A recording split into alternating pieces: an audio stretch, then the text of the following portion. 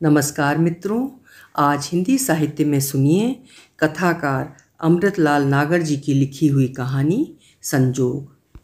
पद्म भूषण से सम्मानित अमृतलाल नागर जी की गिनती 20वीं सदी के हिंदी साहित्य के प्रमुख लेखकों में होती है।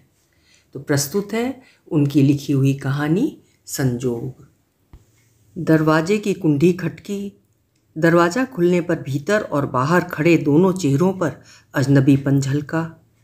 दरवाजे के बाहर गली में खड़े हुए सफ़ेद पोश काले रंग की खिचड़ी दाढ़ी वाले चश्माधारी सज्जन ने पूछा, ये घर अब भी खैराती खां कबाड़ी का है या? सफ़ेद कोढ़ के दानों से भयंकर कुरूप लगने वाली ढलती जवानी की अज्जो ने कहा, जी हाँ।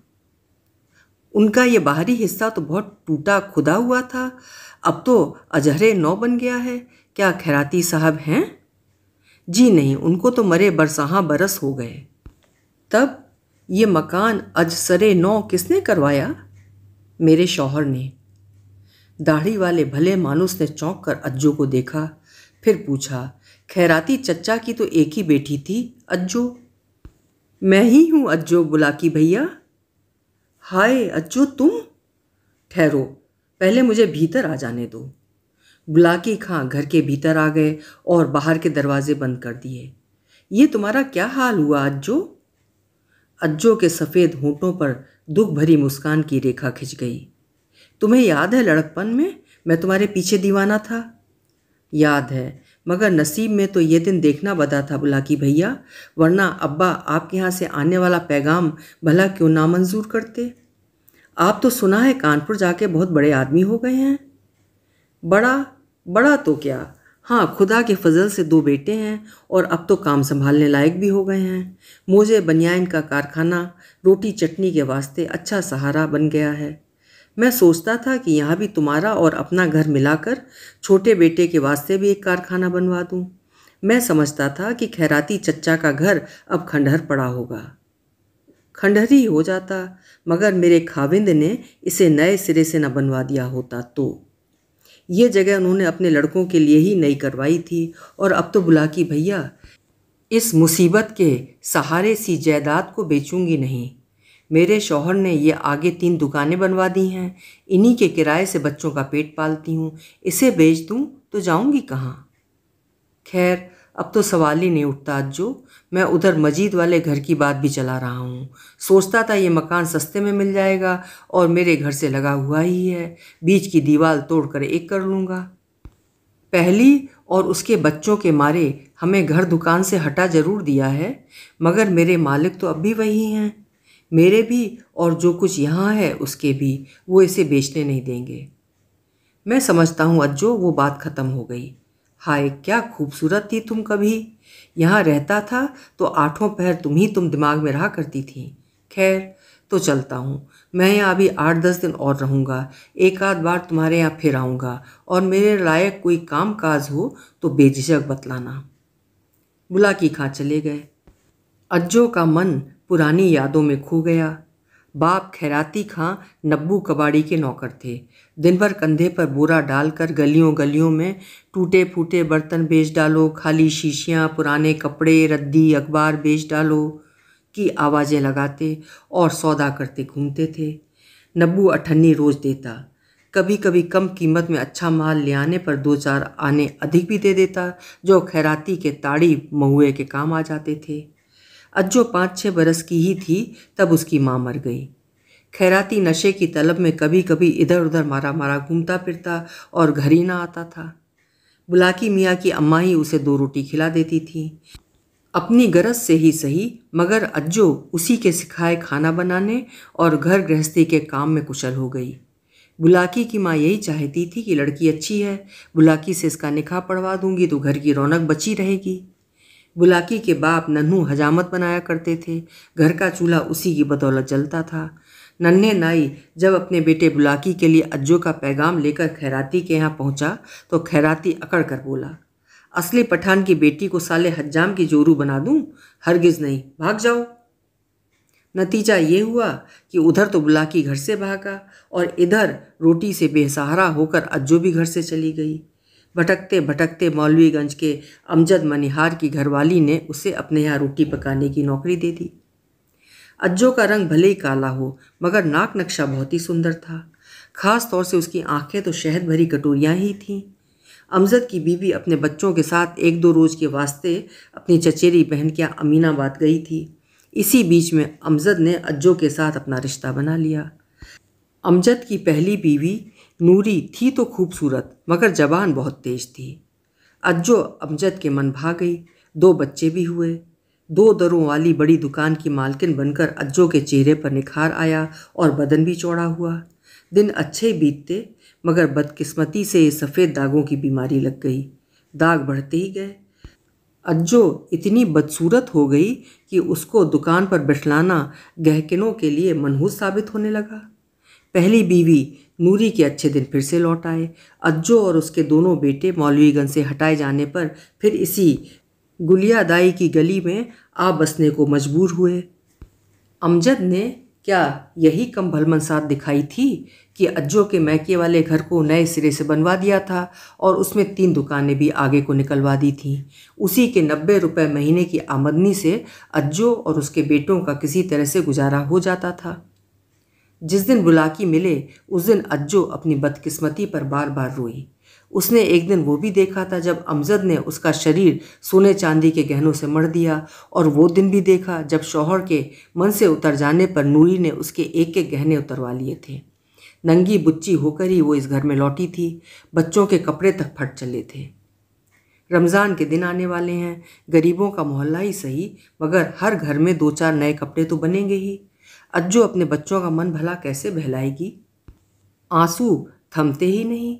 आंसुओं से गीला दुख गीली रुई के बोझ की तरह और भारी होता ही चला जाता है। तीसरे दिन बुलाकी फिर आए। कहने लगे, अज्जो बीवी, खुदा की मर्जी कि हम एक दूसरे के नहीं बन सके, मगर खुदा ये भी जानता है कि मेरे दिल में तुम्हारे लिए वही पुराना जज्बा अभी भी बाकी है। तब कुछ और होते, मगर अब भाई बहन हैं। मेरे लायक कोई खिदमत हो तो ज़रूर बतलाओ, तुम्हें हमारी कसम। कुछ रुपए वगैरह की मदद नहीं बुलाकी भैया, मेरा तो बस एक ही मददगार है, वो ऊपर वाला, और किसी की मदद नहीं लूँगी। कहते कहते उसकी आंखें और गला भर आया। बुलाकी मियाँ सिर झुकाए खामोश बैठे रहे। आंखें पोंछकर अज्जू बोली, कल इतवारी की अम्मा कह रही थीं कि रमज़ान में लोग सवाब करते हैं। बतलाती थी कि जब उसके बुरे दिन थे तो मौलवी साहब की सलाह से उसने कुछ मुसलमान भाइयों को खत लिखे थे। उसके पास 125 रुपये आ गए थे। मैं भी यही करना चाहती हूँ। लेकिन करोगी कहाँ से बहन, तुम्हारे पास तो डाक में खर्च के लिए भी रुपए नहीं हैं। अज्जो कुछ ना बोली, फपक कर रो पड़ी। कहा, अल्लाह जो दिन दिखाएंगे वो भी देख लूँगी। कुछ देर रुककर बुलाकी ने फिर कहा, सुनो, मैं तुम्हें रुपए नहीं दूंगा, लेकिन तुम इतवारी की अम्मा की सलाह ही मानो। मैं तुम्हारे लिए पोस्ट कार्ड ले आऊँगा, पते भी कोशिश करके किसी पढ़े लिखे से लिखवा लाऊँगा। तुम्हें मेरी कसम, भाई की ये मदद तो लेनी ही होगी। बाकी तुम्हें जो अल्लाह दे वो तुम्हारा और तुम्हारे बच्चों का है। अज्जो बहुत ना करती रही, मगर बुलाकी मियाँ उठकर चले गए और उसके बाद वो कानपुर भी चले गए। 10 दिन के बाद एक मनी आर्डर आया। 20 रुपये का था। मनी आर्डर की चिट में लिखा था, आपका खत मिला, बच्चों के लिए खैरात भेज रहा हूँ। न चाहते हुए भी अज्जो ने वो रुपए लिए, और रुपयों के साथ ये उम्मीद भी मन में जागी कि बुलाकी भैया ने शायद और भी खत डाले होंगे। देखो आगे और कहाँ से खत आता है। देने वाले के हाथ बहुत लंबे लंबे हैं। हर दिन डाकिए का इंतज़ार रहने लगा। 2-4 दिनों के बाद एक 5 रुपये का मनी आर्डर आया। फिर एक दिन 10 रुपये का। उम्मीदें और भी गहराईं। अल्लाह भरा करे इतवारू की अम्मा का और बुलाकी भैया का, अभी तो शायद और भी आएंगे। डाकिए का इंतज़ार करते करते 10-12 दिन बीत गए, मगर वो ना आया। अज्जो अब दिन भर दरवाज़ा खुले डाकिया की राह में बैठी रहती। एक दिन पार्सल ज़रूर आया। बुलाकी ने बच्चों के लिए 4-4 बनियानें भेजी थीं। फिर दिन बीतने लगे।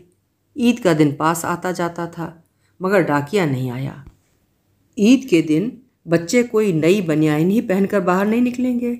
उनके लिए एक एक कुर्ता और पजामा तो चाहिए ही। अज्जो सबाबियों का इंतज़ार कर रही है। ईद का दिन हर रोज़ पास खिसकता ही आ रहा है, लेकिन किसी सबाबी का मनी ऑर्डर नहीं आया। अज्जो की फ़िक्र बढ़ती जाती है। ईद के दिन बच्चे क्या पहनेंगे। मैंने गलती की जो बुलाकी भैया का कहा न माना, मगर कैसे मानती। हाय मेरे अल्लाह, मैं क्या करूं। बेबसी में आंसू और अल्लाह का नाम ही दिल की छटपटाहट को राहत देते हैं। ईद के एक रोज़ पहले इफ्तारे का वक्त था। अज्जो प्लेटों में दोनों बच्चों के लिए खाना सजा रही थी कि एकाएक कुंडी खटकी। अरे कौन है? रहीमे देख तो कौन है। रहीम और करीम दोनों ही भाई दरवाजे पर दौड़ पड़े। एक आदमी हाथ में एक गट्ठर लिए खड़ा था। पूछने लगा, खैराती खां की बेटी अज्जो बीवी का मकान यही है? जी हाँ, मैं कौशला ड्रेसेस से आया हूँ। इस घर में आप सिर्फ 2 ही बच्चे हैं? जी हाँ, मैं अपने फर्म के मालिक की तरफ से ईद की सौगात लाया हूँ। नाप यहीं दीजिएगा या भीतर चलिएगा? लड़के पीछे खिसके। आदमी छोटी सी अंगनाई में आया। सुनिए, आप दोनों खड़े हो जाइए। लड़के उत्सुकतावश उनके आदेश का पालन करने लगे। आदमी ने जेब से फीता निकाला और दोनों भाइयों की नाप ले ली। फिर गट्ठर खोला, कुछ बड़े और कुछ छोटे के फिट नाप के कपड़े चुने और कहा, हमारी फर्म के मालिक रामनाथ कौशल ने ये अपनी एक न देखी हुई बहन के बच्चों के लिए ईद की सौगात भेजी है, और ये 50 रुपये मिठाई खाने के लिए भी। कोठरी की चौखट पर खड़ी हुई अज्जो ये अनहोनी होती हुई देख रही थी। बोली, बैठिए, इफ्तारे का वक्त है, कुछ नोश फरमा लीजिए। नहीं बीबी जी, आज हमार बरत का दिन है। नहाए धो के पहले शिव जी को लोटा भर जल चढ़ावेंगे, तब भोजन वोजन की बात होएगी। हमें माफ़ कीजिए। आपके मालिक को कैसे पता चला कि बच्चों के पास कपड़े नहीं हैं? अरे एक खत आया था, कानपुर के बनियान वाले की फर्म है, हमारा उनका व्यवहार है, मालिक ने ये भेजा है। तीज त्योहार तो सबके एक जैसे हैं बीबी जी। मालिक बोले, पांडे तुम ही दे आओ। हमने कहा अच्छा। अजीजन मतलब अज्जो के बच्चे नई कमीज़ पतलूने पाकर खुशी से नाच रहे थे। अज्जो ने 50 रुपए के नोट उठाए। नोटों पर बुलाकी मियाँ का चेहरा झलक रहा था। अज्जो की आंखें भर आईं। अभी आप सुन रहे थे अमृतलाल नागर जी की लिखी हुई एक छोटी लेकिन मर्मस्पर्शी कहानी संजोग। आशा है कहानी आपको पसंद आई होगी। फिर मिलेंगे। आपका समय शुभ हो, मंगलमय हो।